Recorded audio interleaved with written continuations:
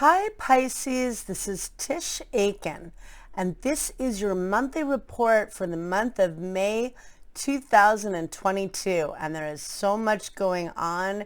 We are in eclipse season, which means a lot of revelations, a lot of things get uncovered and brought to light, a lot of fast, rapid change in a very short period of time.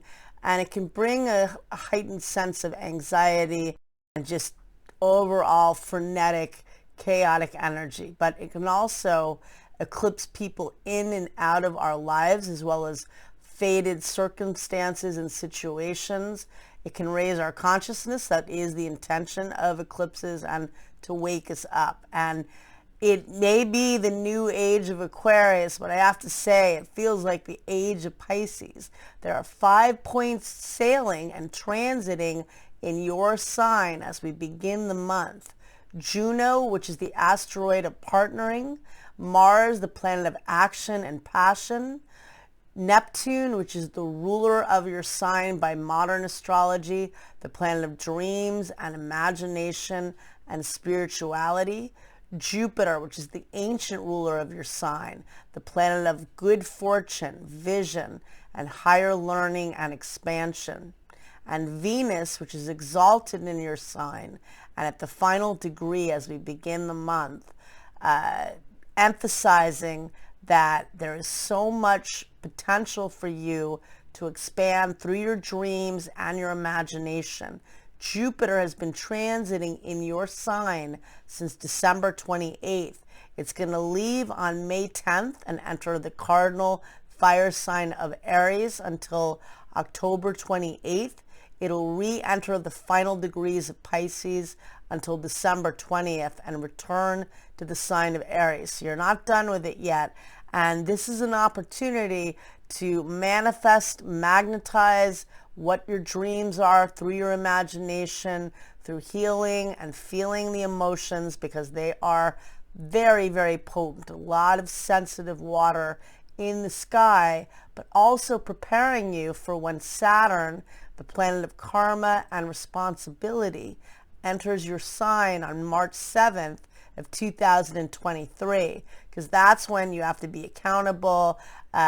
It can reward hard work and it brings karmic rewards, but it challenges you and it tests you, and it's more about working within restrictions. Whereas right now, this year, you've been working under expansion, the biggest planet of expansion, Jupiter, and you got that magical pairing of Jupiter and Neptune that peaked on April 12th at 23 degrees and 59 minutes of Pisces. That had not occurred since March 17th of 1856. And that is a huge expansion for you on so many ways, energetically and emotionally, magnetizing love, healing, and selflessness, and beauty, and creativity. And Jupiter and Neptune meet up every 12 years, so a new 12-year dream as well. So we begin the month. There are 5 points transiting in your first house of self. A lot happening in your life. We are also in eclipse season. At the very end of April, Pluto, the planet of death and regeneration, station retrograde at 28 degrees and 36 minutes of the cardinal earth sign of Capricorn in your house of friends, groups, and community. You feel the buildup 5 days before and 5 days after. That can bring major departures, major endings. Maybe there were some major endings with friendships in the ending of April, or perhaps loss, unfortunately, in the time that we're in. But, you know, we all felt it collectively. When an outer planet stations, we feel it 5 days before and 5 days after. And that's the planet of intensity and of death and, again, regeneration. On May 2nd, on April 30th, there was a partial solar eclipse that occurred at 10 degrees and 28 minutes of the fixed earth sign of Taurus. And this eclipse occurred in your house of communication, news, and information. Eclipses are like wild cards. You know a lot's going to happen in whatever sector of your chart. You know a lot of activity. This could have brought some big news. Eclipses can bring news that has been up until now hidden and then gets brought to light, where you're like, wow, that could change your life altogether. Or it's something that's been brewing for a while and finally erupts and boils over, something that needs to be eclipsed out or that you need to wake up to. But probably with this energy getting big news, and this set off where Uranus, which is the great awakener, has been transiting approximately for the last year and a half. And this eclipse conjunct Uranus paired up with the planet of chaos and brilliance and the great awakener, you can expect to get a lot of big news this month, and could be opportunities to network, to communicate, to maybe you're doing a writing project, maybe a travel opportunity comes in out of the blue. That's another opportunity potentially. And so as we get into May, we're in eclipse season. We have the Pluto station. We're still reeling from both. And on May 2nd, Venus, the planet of love and money and value, changes signs and enters the Cardinal Fire sign of Aries, where it will transit until May 28th in your house of money, income, and what you value. And this can definitely bring good financial and creative opportunities for you. On May 3rd, Jupiter, which is transiting in your sign, the planet of abundance and opportunity, forms a positive aspect to Pluto, the planet of power and money and transformation. And this could be very opportune for you for networking for financial and creative opportunities. Jupiter and Pluto together, when they're in harmony, can be a very good financial pairing. On May 4th, Mars, the planet of action, forms a helpful aspect to Uranus, the planet of ingenuity. And this is excellent for you for brainstorming, if you're marketing yourself in some capacity, or if you're interviewing for a job or promoting your business. Very innovative thinking and communication for you. On May 5th, there's more of an unpredictable tone to the day. The sun meets up with Uranus at 3:22 a.m. Eastern Daylight Time, and that's in your house of news. So maybe you get some unexpected news. It could be something very exciting, but with Uranus, whatever you think it is, it's something else, and expect the unexpected, and could be some twists and turns with that, but very inventive thinking. On May 6th, Mercury forms a helpful aspect to Venus, and that occurs at 2:01 a.m. Eastern Daylight Time. That could be good for financial opportunities for you, good for real estate and home. If you have your own business, could be good financial opportunities in that way, and good creative romantic energy as well. On May 7th, the Sun and Mars form a harmonious aspect at 5:48 a.m. Eastern Daylight Time. That's passionate, it's very enthusiastic and invigorating energy and confident energy.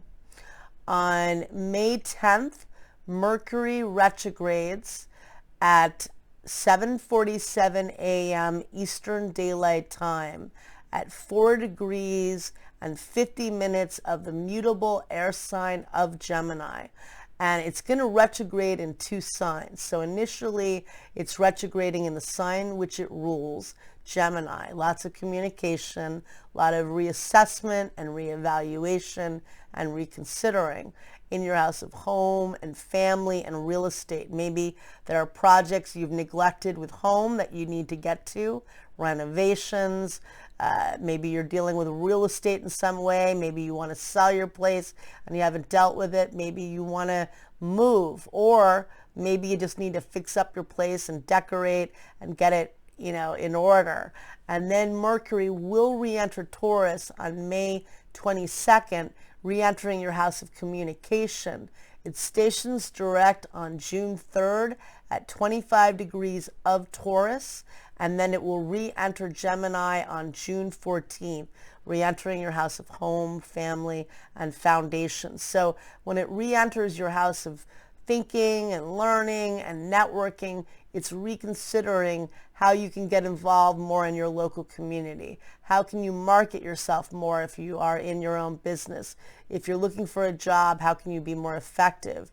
And just also just really about learning, I think, with all of this. Even in the age of Aquarius, it's about learning new skills. So, and also expect you probably likely will hear from a lot of people from your past and reconnect with people from your past when Mercury re-enters Taurus on May 22nd in the sector of communication. So a lot of people from the past resurface from many avenues of life. On May 10th, the other big deal is Jupiter leaves your sign where it loves to be. It rules Pisces in ancient astrology.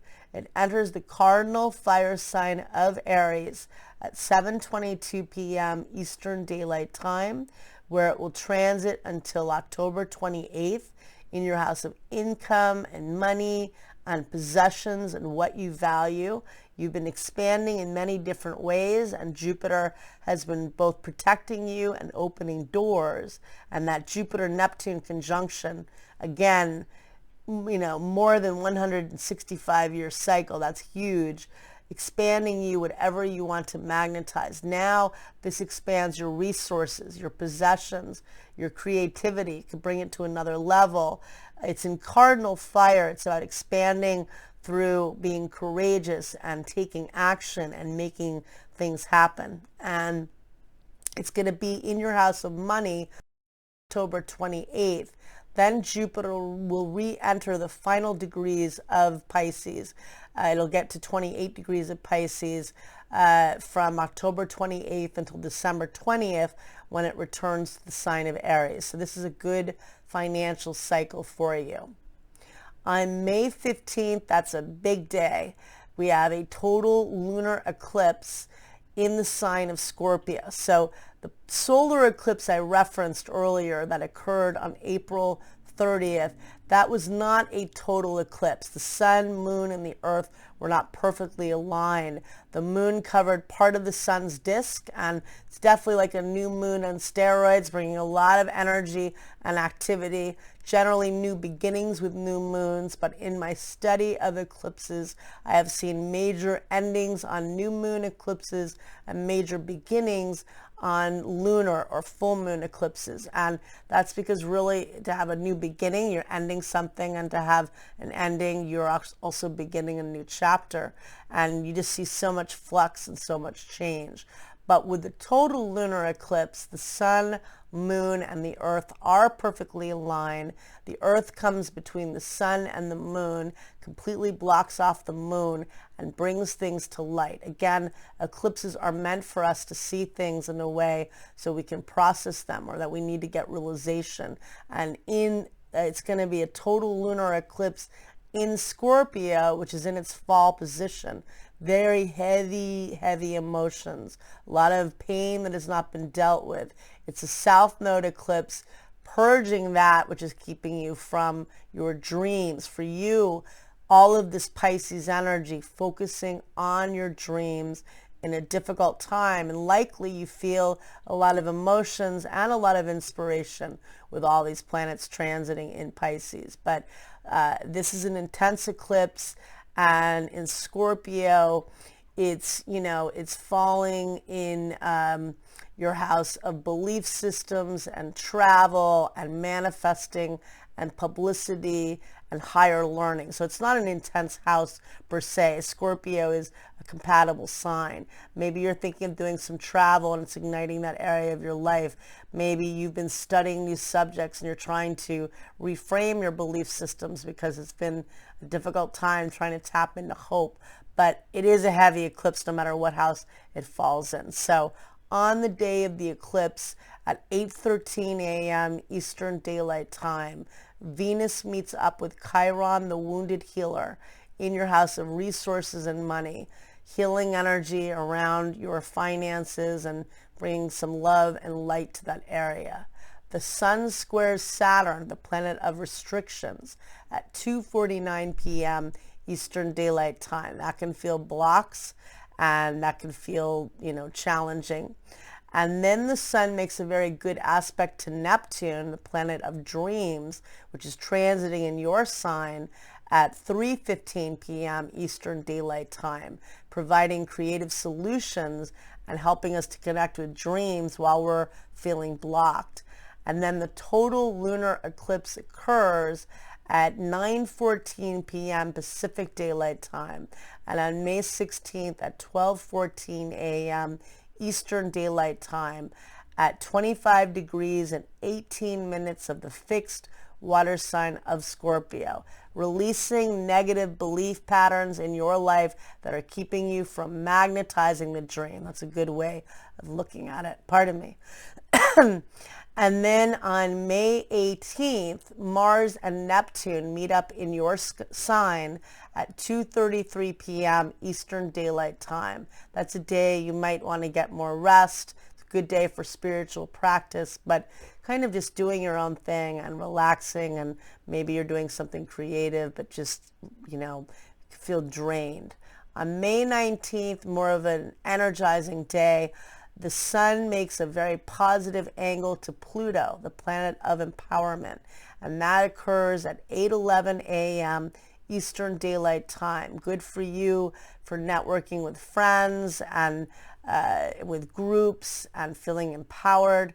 And then Mercury, the planet of communication, forms a good aspect to Jupiter, the luckiest planet, at 9:33 p.m. Eastern Daylight Time. Good for financial opportunities and good for dealing with home and real estate. On May 20th, the sun changes signs and enters the mutable air sign of Gemini at 9:23 p.m. Eastern Daylight Time, where it will tour through June 21st in your house of home, family, and emotional security, bringing light to that area and more focus on your home and on getting your needs met. On May 22nd, Mars and Pluto form a very positive aspect in the sky, and that's good for getting things done. It's good for you for networking and for feeling empowered and getting your work done, and if you have to present yourself in some way or promote yourself, feeling very empowered to do so. And on that day, Mercury, the planet of communication, re-enters the sign of Taurus, where it stations direct on June 3rd at 25 degrees Taurus, and then it leaves Taurus altogether on June 14th, re-entering your house of local community, writing, promotion, marketing, sales, and communication of all forms. And again, hearing from a lot of people and ideas from the past, re-examining ideas from the past, returning to them. On May 23rd, the sun forms a positive aspect to Jupiter at 3:54 p.m. Eastern Daylight Time, feeling very exuberant and optimistic and feeling content, and good for financial opportunities potentially. And then Mercury forms a good aspect to Mars at 11:27 p.m. Eastern Daylight Time. Good for getting work done, good for getting research done. On May 24th, Venus, the planet of love and money, forms a positive aspect to Saturn, the planet of commitment. And that is good for you for financial dealings potentially. It's good for feeling, solid, dealings with business or with relationships. And then Mars leaves your sign at 7:17 p.m. Eastern Daylight Time. That's the planet of action. And it enters the Cardinal Fire sign of Aries, which is the sign it rules. And it tours in your house of income, money, possessions, and what you value. And it'll be there until July 5th. So a lot of action in earning money, and that's where the action and activity is in your chart. On May 25th, Mercury forms a positive aspect to Pluto at 5:49 a.m. Eastern Daylight Time. Good for networking in many different ways for you. Good for dealing with friends and groups. On May 27th, that's more of a harsh energy. Venus squares Pluto at 2:29 a.m. Eastern Daylight Time. That could bring power struggles. That could be difficult with finances or financial relationships. That could also bring breakups. On May 28th, Venus, the planet of love and money, changes signs and enters the fixed Earth sign of Taurus, which is the sign it rules. It'll transit there until June 22nd in your house of communication, marketing, sales, and local community. Excellent for creative writing and for just networking in many capacities. On May 29th, Mars and Jupiter meet up in the sky at 6:31 a.m. Eastern Daylight Time, an aspect of good fortune in your house of money. And then on May 30th at 7:30 a.m. Eastern Daylight Time, there is a new moon that takes place at 9 degrees and 3 minutes of the mutable air sign of Gemini in your house of security, home, and real estate. That's a time of planting new seeds, setting intentions. In Gemini, I would write down the ideas and be specific and do the law of abundance to bring prosperity in your house of security and real estate and family. Good luck, Pisces. You've got a lot going on right now and you're very busy, and thank you.